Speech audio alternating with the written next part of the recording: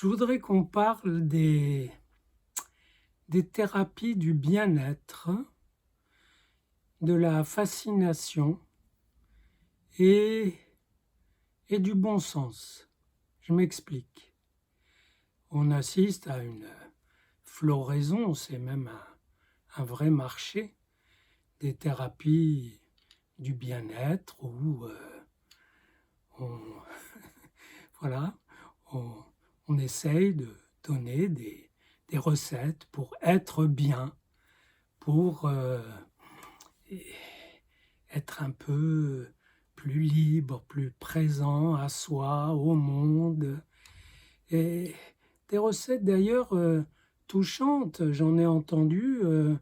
Et il paraît qu'on peut prendre sa température chaque jour, température multiple, spirituelle, intellectuelle, émotive, physique. Et façon de dire, voilà, est-ce que je me sens bien? Est-ce que je suis énervé ou je suis calme, etc. De sorte que très souvent, et puis est-ce que vous vous sentez mal? Dans ce cas, allez voir le médecin. C'est du bon sens. Et justement, et la plupart des idées confluent vers le, l'insistance sur le bon sens. Et du coup, on se dit, ben, si il y a toute une industrie fondée sur le rappel du bon sens, c'est que pas mal de gens perdent le bon sens, perdent le sens.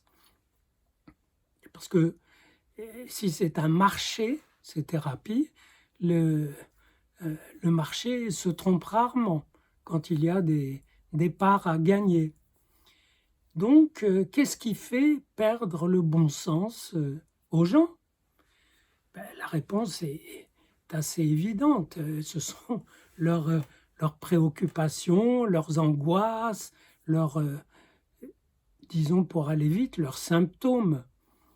Et du coup, ces thérapies du bon sens risquent de tourner un peu en rond parce que elles appellent à mettre à l'écart les symptômes pour jouir pleinement du bon sens de la vie. Et en même temps, ce bon sens est chargé d'écarter les symptômes qui eux-mêmes empêchent d'avoir du bon sens. Empêchent parfois. Mais après tout, le tournage en rond, ça existe aussi. Bref, il y a en fait, il y a un projet sous-jacent à ces thérapies du bien-être qui peuvent dire plein de choses de bon sens, mais dont on voit bien qu'elles tournent autour de l'idée freudienne pour la contourner. Et l'idée freudienne, elle est simple, c'est si vous êtes empêché de faire certaines choses qui relèvent du bon sens, c'est qu'il y a une raison à ça. Voyons quelle est la raison de votre empêchement, de votre inhibition, de votre angoisse, de vos symptômes. Et ça, ils n'en veulent pas. Ils n'en veulent pas. Ils disent, non, non, on n'a pas besoin de tout ça. Il suffit d'une discipline qui est centrée sur le bon sens. Et voilà, si vous êtes fatigué, ben, il faut vous reposer, marquer des temps de repos, etc.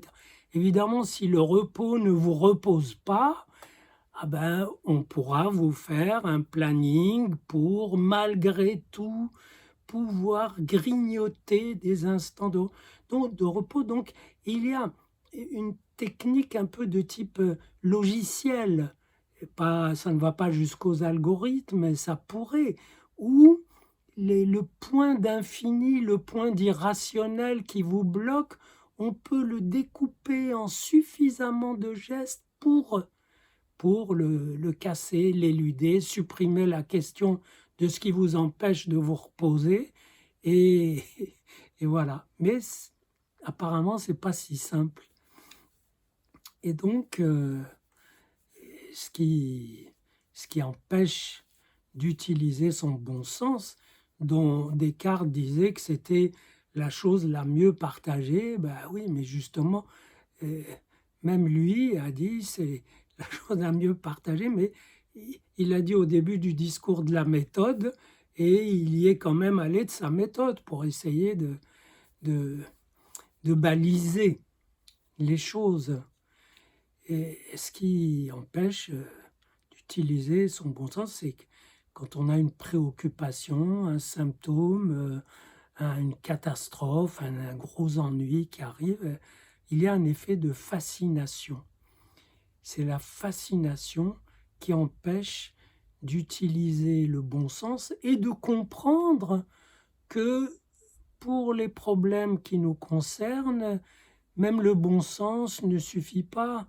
C'est même presque le contraire, c'est l'autre sens qui pourrait nous aider. Le bon sens n'étant pas assez branché. Souvent, l'autre sens est contre-intuitif. Il ne va pas dans le bon sens, mais il peut ouvrir une issue. Donc, c'est la fascination que peut exercer un fantasme, un symptôme, un événement, même un récit joli, sympathique. Hier, j'entendais quelqu'un faire un récit talmudique que j'aime beaucoup, qui est que les rabbins discutent pour savoir si tel four est cachère ou pas, autrement dit, si on peut l'utiliser selon la loi rituelle, selon la Torah ou non. Et l'un d'eux dit, oui, selon mes arguments, il est bon. Et les autres disent, non, il n'est pas bon. Et le type se met en colère et dit, si j'ai raison, qu'une voix du ciel le dise. Et une voix du ciel dit, il a raison. Et les autres disent, sont un peu interloqués, mais disent, et bon, mais c'est pas un argument. La Torah, elle n'est pas du ciel, elle est de la terre. C'est nous, entre hommes, qui devons en parler. Il persiste. Si j'ai raison que cette rivière remonte son cours. Et la rivière remonte son cours. Et ils disent, pas du tout, c'est pas un argument. Et ils récidivent que les arbres sautent, et les arbres sautent. Et ses collègues maintiennent le cap et disent, voilà, non, tu n'as pas raison, il faut argumenter, il ne faut pas des miracles.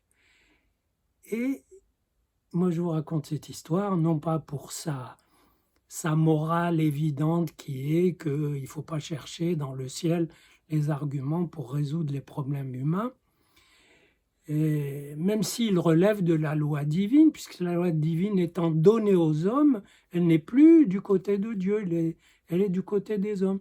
Je vous le raconte parce que toutes les fois que j'ai entendu ce récit, j'ai remarqué que les gens sont tellement émerveillés que aucun ne se demande si les 3 miracles ont vraiment eu lieu. Ce qui indique parfaitement comment quelque chose qui n'est pas inquiétant, qui est même intéressant, peut fasciner au point de faire perdre le moindre esprit critique et le moindre bon sens. Donc c'est une histoire impossible, comme celle des 2 hommes qui tombent de la cheminée, etc., lequel a été noirci. Donc, voilà la situation. On est fasciné et on ne peut pas s'empêcher d'être fasciné. Il y a des moments de fascination où on est lié, ligoté à la chose qui nous fascine, et il faut se défasciner. C'est un va-et-vient, c'est une danse. On est capturé puis libéré. Encore faut-il veiller à faire les 2 mouvements.